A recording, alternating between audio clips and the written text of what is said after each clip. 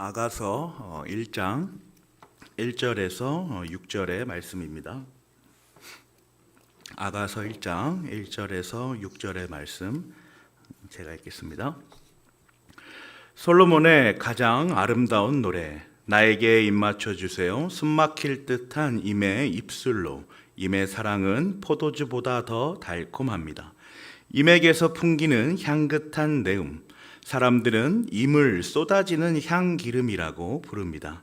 그러기에 아가씨들이 임을 사랑합니다. 나를 데려가 주세요. 어서요 임금님, 나를 데려가세요. 임의 침실로.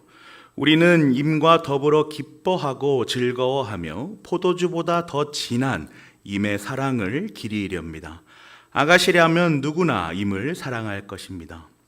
예루살렘의 아가씨들아, 내가 검어서 예쁘단다. 게달의 장막 같고 솔로몬의 휘장 같다는구나.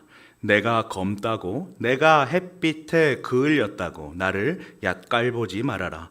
오빠들 성화에 못 이겨서 나의 포도원은 버려둔 채 오빠들의 포도원들을 돌보느라고 이렇게 된 것이다. 아멘. 우리가 앞으로 볼 아가서는 이러저러한 이유로 우리들에게 많이 읽혀지지 않고 노출되지 않은 성경책 중에 하나입니다. 접근이 쉽지가 않습니다. 솔로몬과 술람미 여인이라는 이 두 주인공을 놓고 남자와 여자의 그 사적인 사랑이 어째서 거룩하고 공적인 정경 66권에 포함되어 있나 싶을 정도로 이해하기 어려운 부분이 있기 때문이죠. 실제로 유대교에 있는 유대인들은 이 아가서를 자신들의 혼례법에 따라서 7일 동안 신랑과 신부가 매일 주고받는 노래로 지금도 사용하고 있다고 합니다. 또한 그들의 성경관에 따라서 한 남자와 한 여자를 상징적으로 하나님과 그리고 오직 자신들만인 이스라엘 백성, 유대인들만이 그 사이를 보여준다라는 관점으로 아가서를 묵상하기도 합니다. 또 한편으로 성경을 인정하지 않으려는 그러한 사람들에 의해서는 더 나아가는 해석도 보이죠. 성행위를 의식적으로 치르면서 우상을 숭배하는 제사의 의식에서 드러난 노래가 아니냐라는 그러한 비판도 하기도 합니다. 그런 오해를 아가서가 받고 있기도 하죠. 이 모든 오해들과 가벼운 속단들을 뒤로 한 채 아가서는 분명히 하나님의 말씀으로서의 권위를 가지고 있는 성경의 한 부분입니다. 아가서는 솔로몬과 술람미 여인의 사랑의 대화를 통해서 우리의 영원한 신랑이신 예수 그리스도와 그가 친히 신부로 삼아주신 교회의 관계를 아주 명확하게 보여줍니다. 그래서 아가서는 그리스도와 교회의 맥락에서 묵상되어야 하는 것이죠.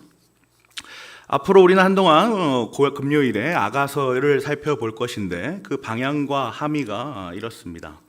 우리 고양제교회는 우리가 매 주일마다 예배에 참여하고 있어서 알고 있듯이 우리 담임 목사님께서 교회에 관하여 선포하고 계시죠. 그 하나님의 말씀을 우리가 듣고 있습니다. 그런 가운데서 또한 우리는 아주 중요한 또 기념비적인 역사를 눈앞에 두고 있습니다. 내년이면 50주년을 맞이하죠. 그리고 또 우리가 지금 열심히 기도하면서 준비하고 있는 재건축도 눈앞에 있습니다. 그러니 이 모든 교회에 관한 이해 그리고 교회를 향한 예수 그리스도의 사랑이 어떠한 성격의 것인지 그리고 그 관계가 얼마나 진한지를 우리가 이 아가서를 통하여 살펴볼 것입니다. 이러한 우리 교회의 정황에 따라서 아가서를 묵상하는 일은 이 사랑의 대화를 통하여서 예수 그리스도와 교회의 관계를 더욱 탄탄하게 우리가 잘 이해할 수 있게 견고하게 만들 것이고 또 교회의 지체로서 예배자로 세워진 우리의 영혼을 하나님의 은혜로 촉촉하게 적셔 줄 것입니다. 그렇게 기대합니다. 단순히 한 남자와 한 여자의 사랑 교제로 보여지는 그 말씀이 아니라 교회를 향한 예수 그리스도의 인격적이고 사랑이 넘치는 그 언어를 통하여 하나님께서 주시는 성도로서의 축복과 그 은혜를 누리시기를 바랍니다. 말씀과 교리, 그리고 우리의 인문학적인 감성들, 그죠? 그야말로 영혼을 살찌우기 위하여 움직이는 이성과 감성의 그 종합, 예수를 우리가 한번 느끼시기를 기도합니다. 1절부터 보시죠. 솔로몬의 가장 아름다운 노래입니다. 가장 아름다운 노래라는 최상급 표현을 사용해서 첫 구절을 기록하고 있습니다. 솔로몬에 대한 기록을 살펴보면요, 열왕기상 4장 32절에 이렇게 기록되어 있어요. 그는 3,000가지의 잠언을 말하였고 1,005편의 노래를 지었고, 그러니까 기록된 것만 1,005편의 노래예요. 그 노래 중에 가장 아름다운 노래라는 겁니다. 우리가 가장 좋다, 가장 멋지다, 또 어쩌면 가장 맛있다라고 말할 때는 어떤 때입니까, 여러분? 그 가장 맛있다, 가장 좋다라는 표현을 우리가 할 때의 모습을 잘 생각해 보면 그 자기가 지금 경험하고 있는 그 사건에 대해서 말로 다 설명할 수 없을 때 그런 표현을 씁니다.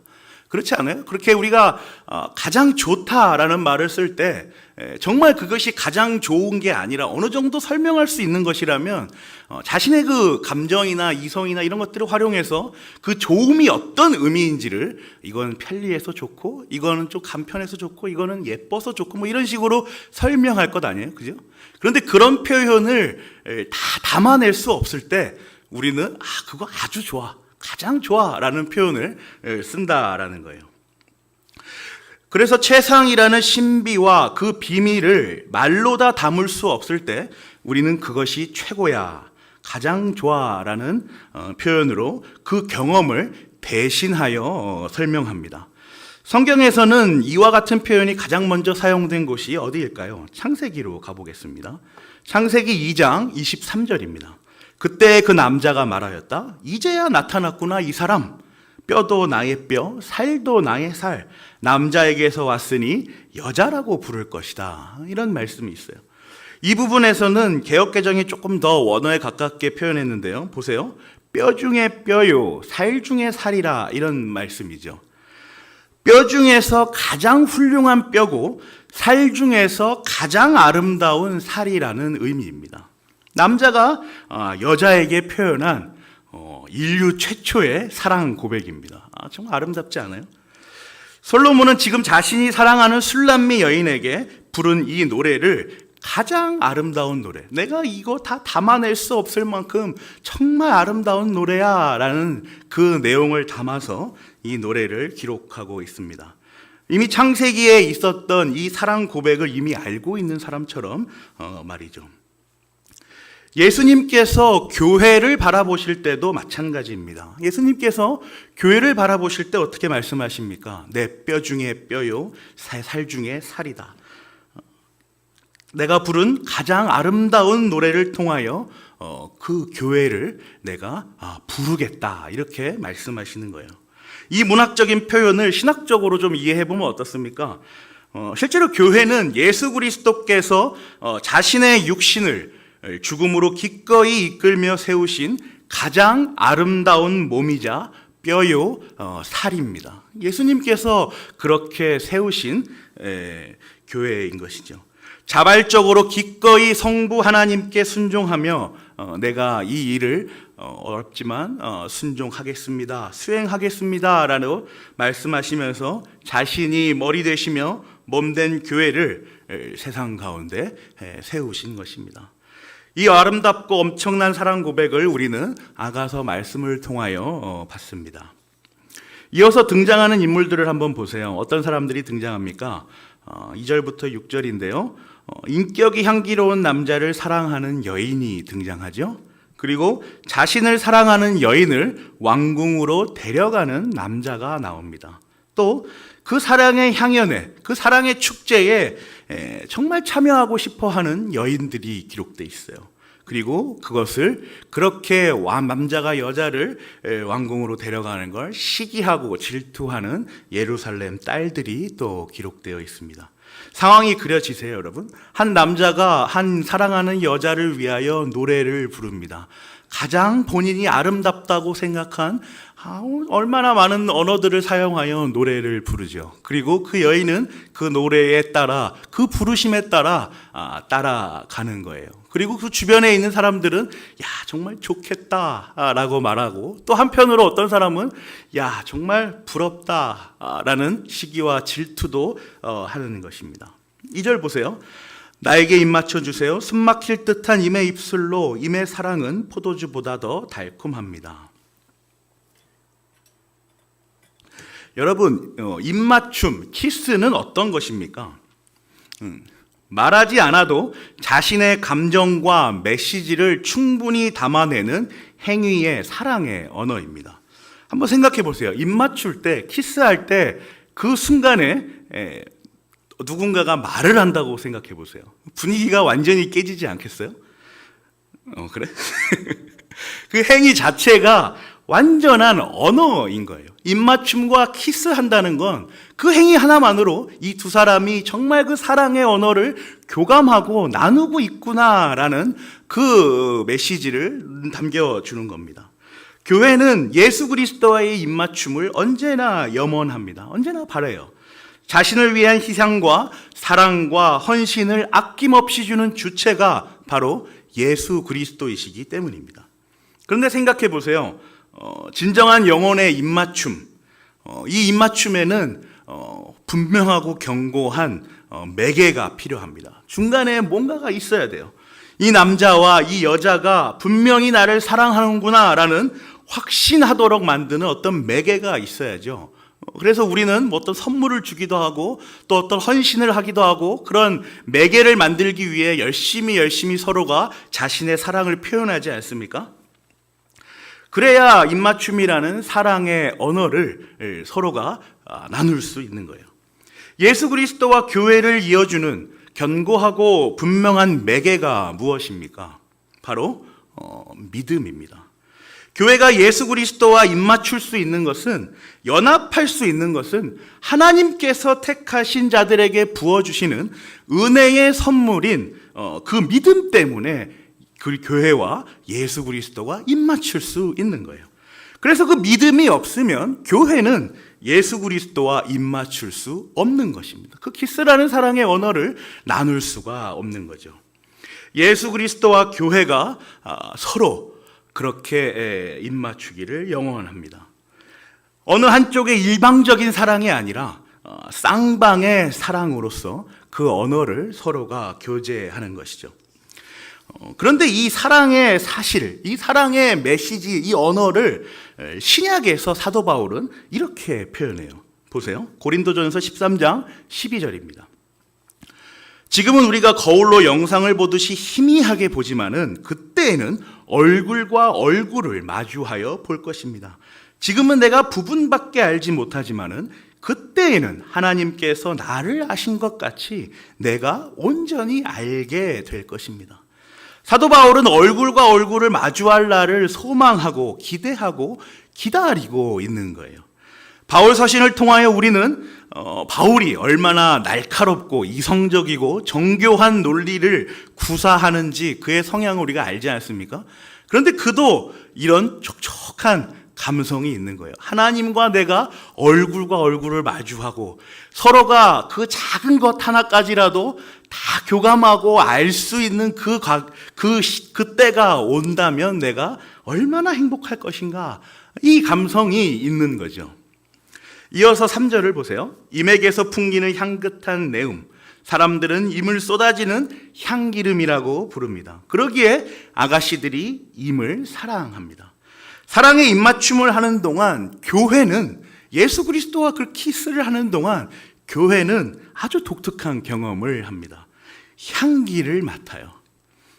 임에게서 풍기는 향긋한 내음, 그 향기를 교회는 맡는 겁니다. 임에게서 향기가 나는 거예요. 그런데 사람들은 그 임을 쏟아지는 향기름이라고 부르고 있죠. 임에게서 향기가 나는데 임은 향기름이라고 불리웁니다. 어떤 말입니까? 임이라는 존재, 예수 그리스도라는 존재가 향기 그 자체라는 겁니다. 그 향기 그 자체와 그 근원에서 나오는 향기로 말미암아 그가 택하여 세우신 교회가 그 냄새를 맡게 되는 것이고, 꼭 그와 떨어진 사람들도 그 예수 그리스도의 사랑과 그 향기가 너무 충만해서 그 풍성한 향기를 맡을 수밖에 없게 되는 것이죠. 향기름이라고 불려지는 겁니다. 성경은 예수 그리스도를 왜 향기라고 기록하고 있을까요, 여러분? 하나님께서 흠향하실 때 가장 향기로운 존재가 예수 그리스도이시기 때문입니다.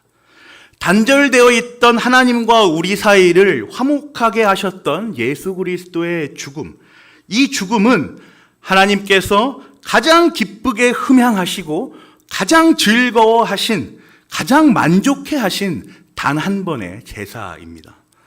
향기 그 자체이신 예수 그리스도와 연합된 교회는 그럼 어떻겠어요? 또 교회의 지체로서, 영적 공동체로서 모여있는 우리는 또 어떻겠습니까? 그 향기의 근원으로부터 나오는 향기로 말미암아 그 향기가 키스하면서 묻어나는 거예요. 입 맞추면서 몸 전신에 묻어나는 겁니다. 영원히 없어지지 않는, 그 사그라들지 않는 향기가 묻어있는, 그렇게 구별되었으며 거룩한 교회가 예수 그리스도와 입 맞추고 있는 거죠. 4절 보세요. 나를 데려가 주세요. 어서요 임금님, 나를 데려가세요. 임의 침실로. 우리는 임과 더불어 기뻐하고 즐거워하며 포도주보다 더 진한 임의 사랑을 기리렵니다. 아가씨라면 누구나 임을 사랑할 것입니다. 이 거룩한 교회를 향한 예수님의 사랑 표현을 한번 보세요. 침실은 여러분 어떤 곳입니까? 서로를 아주 사랑하고 서로만을 원하는 남녀가, 이 두 존재의 가장 은밀한 대화가 이루어지는 것 아니겠어요? 친구들이 하는 말을 보세요. 우리는 임과 더불어 기뻐하고 즐거워하며 포도주보다 더 진한 임의 사랑을 기리렵니다. 아가씨라면 누구나 임을 사랑할 것입니다. 누구라도 사랑할 만하고 누구라도 좋아할 만한 남자, 그 남자와 함께 그 여자는 가장 비밀스러운 공간으로 들어가는 겁니다. 그리고 주변에서 부러움의 탄성이 여기저기서 막 나오는 거죠. 교회가 하나님의 말씀을 붙들고 하나님의 말씀이 유일한 진리이다라는 사실을 기억하고 그것을 누리며 말씀을 나눌 때 주변의 사람들은 그것이 과연 진리인 것인가를 의심하면서도 동시에 정말 그것이 진리라면 저 공동체는 얼마나 행복할 것인가, 얼마나 아름다운가라는 것들을 이내 곧 부러워하는 겁니다. 5절과 6절을 보세요. 예루살렘의 아가씨들아, 내가 검어서 예쁘단다. 계달의 장막 같고 솔로몬의 휘장 같다는구나. 내가 검다고, 내가 햇볕에 그을렸다고 나를 깔보지 말아라. 오빠들 성화에 못 이겨서 나의 포도원은 버려둔 채 오빠들의 포도원들을 돌보느라고 이렇게 된 것이다. 5절과 6절에는요, 이 여인의 두 가지 양면적인 모습이 기록되어 있습니다. 검어서 예쁘다, 이런 말이 있어요. 그죠? 또 무슨 말이 있죠? 계달의 장막과 솔로몬의 휘장이 서로 같이 나오고 있어요. 그러니까 검다라는 것은 어때요? 6절을 보세요. 내가 검다고 햇볕에 그을렸다고 이 말이 나오지 않습니까? 검다라는 사실은 이 시대의 부끄러운 모습이에요. 정말 내가 검다, 창피하다, 숨고 싶다라는 그 여자의 마음이 묻어 있는 것이죠. 일을 하느라, 노동을 하느라 그렇게 검게 타버린 것입니다. 그러니 자기가 사랑하는 남자 앞에서는 이 하얗고 아름다운 모습을 보여주고 싶은데 얼마나 창피하겠어요. 그런 의미에서 이 술람미 여인은 우리가 막 본문을 통해서 보는 것처럼 어떤 귀족 출신의 그런 화려한 삶을 사는 그런 여인이 아닌 겁니다. 또 오빠들의 사랑을 듬뿍 받는 그런 막내딸의 이미지도 아니에요. 보세요. 오빠들 성화에 못 이겨서 나의 포도원은 버려둔 채 오빠들의 포도원을 돌보느라고 이렇게 검게 타버렸다. 오빠들이 못 살게 구는 거죠. 오빠들이 시킨 포도원 노동을 하느라 얼굴이 까맣게 타버린 거예요. 어찌 보면 보호받는 것이 무엇인지 잘 모르는 열악한 환경 가운데 사는 여인의 모습을 성경은 보여줍니다. 그런데 이런 환경 속에 사는 여인을 성경은 뭐라고 말하죠? 검어서 예쁘단다, 이렇게 말하고 있습니다. 오히려 검어서 예쁘다라고 했다는 것이죠. 또 이어서 성경은 계달의 장막, 계달의 장막은 뭐냐면요, 사막에서 늙고 병들어서 죽은 염소들의 가죽을 떼어다가 이렇게 천막 같은 걸 치는 거예요. 이 계달의 장막이죠. 이 초라하기 그지없는 암갈색의 장막과 또 솔로몬의 휘장, 얼마나 화려하겠습니까? 이 솔로몬의 휘장을 대조적으로 보여주면서 이 여인의 양면적인 모습, 밝은 면과 어두운 면들을 같이 대조시켜 보여줍니다. 교회는 이 여인의 모습처럼 아픈 존재입니다. 상처가 많은 존재가 교회예요. 그래서 교회는 부족한 것이 투성인 공동체입니다. 또 교회는 열악한 환경에서 존재하는 기관이에요. 환경이 그렇게 녹록지가 않습니다. 또 교회는 주변으로부터 많은 박해들을 받는 조직입니다. 이러한 교회를 예수 그리스도께서 부르십니다. 난 너가 아파서 건강하고 부족한 것이 많아서 충만하며 열악한 환경 가운데 있어서 풍족하고 박해를 받아서 귀하단다라고 예수님께서 교회를 부르십니다. 세상에서 각종 얼룩과 때를 뒤집어 쓴 교회는 어쩌면 감히 스스로 신랑이신 예수 그리스도 앞으로 나아갈 자신도 없고 또 가치도 없다라고 판단해 버릴 수도 있는 그런 존재예요. 그러나 예수 그리스도께서는 이러한 상황을 전혀 개의치 않으시죠. 오히려 검어서 예쁘다, 아파서 건강하다, 부족해서 충만하다라는 말로 이 여인을 위로하고 교회를 위로하십니다. 예수님께서는 그렇게 이 교회를 안아주시고 또 남자가 솔로몬이 술람미 여인을 안아준 것처럼 그 사랑을 계속해서 보여주죠. 그래서 교회는 본인이 가진 것이 아무것도 없고 부족하고 연약하기 짝이 없는 자신의 그 존재의 능력과 모습에 한탄하지만 하나님께서 주시는, 특별히 그 예수 그리스도께서 주시는 그 사랑으로 말미암아 그 사랑만을 자랑하는 존재입니다. 보세요. 내가 예쁘단다. 이 말은 뭐예요? 내가 검은데 예쁘단데, 예쁘대. 내가 예쁘다는 거야. 또 뭐라 그래요? 내가 솔로몬의 휘장 같다고도 하는구나. 내가 솔로몬의 휘장 같다는구나. 내가 나보고 솔로몬의 휘장처럼 화려하고 그렇게 아름답다라고 말하고 있다는 것이죠. 그렇게 내가 귀하다고 불러주신다라는 거예요. 사랑하는 고향제일교회 성도 여러분, 우리는 예수 그리스도로부터 교회라는 이름으로 우리가 감히 다 담을 수 없는 그 가장 아름다운 사랑을 받고 있는 존재입니다. 그런 영적인 공동체입니다. 영원하신 하나님의 그 담을 수 없는, 이루다 말할 수 없는 그 사랑과 그 은혜와 그 자비가 딱 묻어있는, 사그러지지 않는 그 향기가 계속해서 남아있는 그 존재예요. 예수 그리스도와 연합이 되어 있기 때문이죠.